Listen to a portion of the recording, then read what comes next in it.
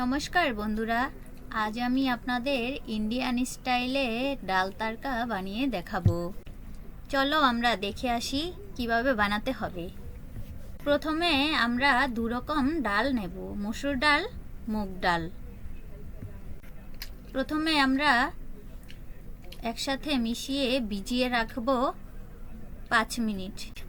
5 minute ভিজিয়ে রাখলে ডালটা নরম হবে, ফুটতে বেশি সময় লাগবে না, তাই 5 মিনিট ভিজিয়ে রাখবো।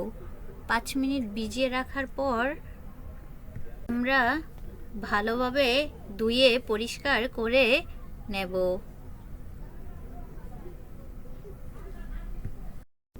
এই ডাল তাড়কাটা পরোটা, লুচি দিয়ে খেতে খুব ভালো লাগে। আপনারা একদিন বানিয়ে দেখবেন, অনেক ভালো লাগে।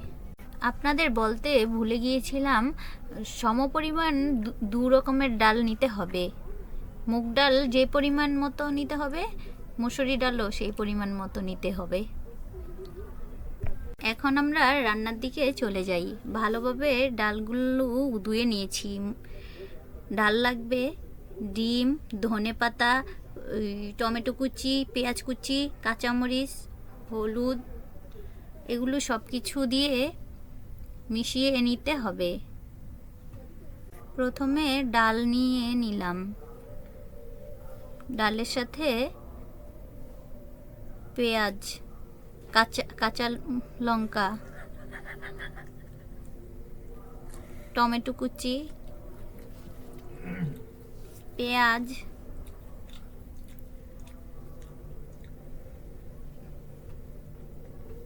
অল্প করে রেখে দেব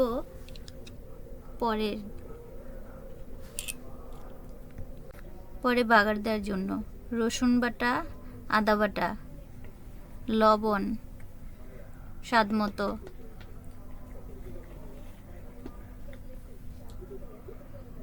হলুদ গুঁড়ো, মরিচের গুঁড়ো, জিরা গুঁড়ো, ধনে গুঁড়ো একসাথে দিয়ে দেব। সবগুলোই দিয়ে দিব।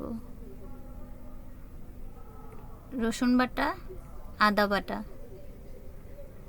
এখন ভালোভাবে মাখিয়ে নিব হাত দিয়ে। তেল দিতে হবে 2 চামচ তেল। 2 চামচ তেল দিয়ে ভালোভাবে মাখিয়ে নিতে হবে। যত ভালোভাবে মাখাবেন তত স্বাদ আসবে।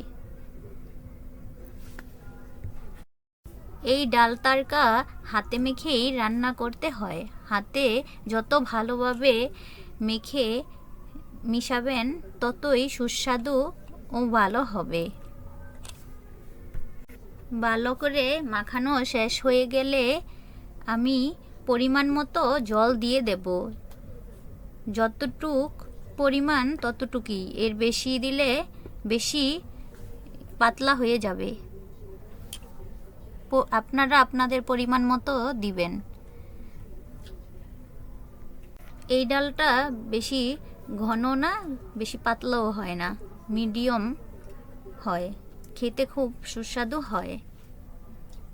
এখন আমি চুলাতে বসিয়ে দিব। 5 মিনিট মতো ফুটিয়ে নেব, যাতে ঘন একটা সুন্দর ডাল হয়। এখন ডিমগুলো আমরা কেটে নেব ছোট ছোট পিস করে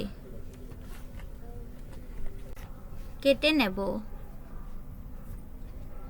কাটা হয়ে গেলে আমরা ডাল ফুটে আসলে ডিমগুলো দিয়ে দেব।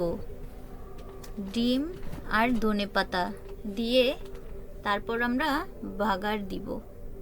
বাগার হলে সুন্দর করে আমরা পরিবেশন করব। আপনারা চাইলে আরো বেশি করে ডিম দিতে পারেন, আমি অল্প করেই দিয়েছি।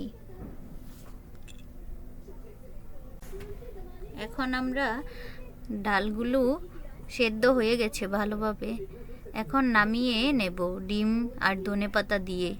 তারপর শুকনো মরিচ আর রসুন কুচি আর পেঁয়াজ রেখেছিলাম সেগুলো দিয়ে বাগার মানে ফোড়ন দিয়ে নেব।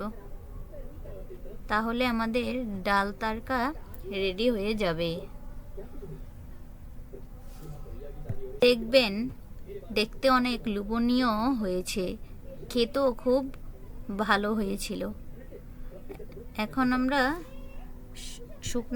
শুকনো মরিচ, তেল, রসুন কুচি, পেঁয়াজ কুচি দিয়ে ভালোভাবে ব্রাউন কালার হয়ে আসলে তারপর ফোড়নটা দিয়ে দেব ডালের সাথে। এখন আমরা ফোড়নটা দিয়ে ভালোভাবে নামিয়ে নেব। আপনারা অবশ্যই বাড়িতে বানিয়ে খাবেন পরোটার সাথে। আর ভালো লাগলে আপনারা লাইক, কমেন্ট, শেয়ার করে দিবেন। দেখেন কত লোভনীয় হয়েছে।